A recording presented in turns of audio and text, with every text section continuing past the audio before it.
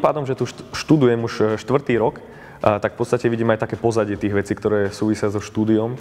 A mal som možnosť rozprávať s ľuďmi, ktorí študujú v Bratislave alebo v Nitre.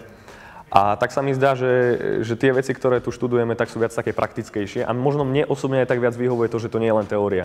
Že viac mi vyhovuje to, že máme tu čas aj pracovať na nejakých svojich vlastných projektoch a máme čas venovať sa veciam, ktoré nesúvisia iba priamo s tou teoretickou časťou. A keď som to porovnával možno s tými inými školami, tak sa mi zdalo, že mnohí tí bývalí spolužiaci mali potom problém v tom, že častokrát išlo len o teóriu alebo častokrát išlo len o to, že bolo dôležité sa memorovať nejaké vedomosti naspamäť. Ja si myslím, že ten trend, ktorý teraz bude nastávať aj v štúdiu, aj možno v takých očakávaniach u zamestnávateľov, je práve ten, že keď študent doštuduje nejakú školu, tak popri tom už zamestnávateľ chce mať aj prax. Výhoda tejto školy je práve v tom, že tá záťaž je síce veľká na to štúdium, ale popri tom máme aj čas robiť nejaké iné aktivity. A zdá sa mi, že toto je také dôležité, že nie len naučiť sa nejaké veci, ale hneď ich dávať do praxe.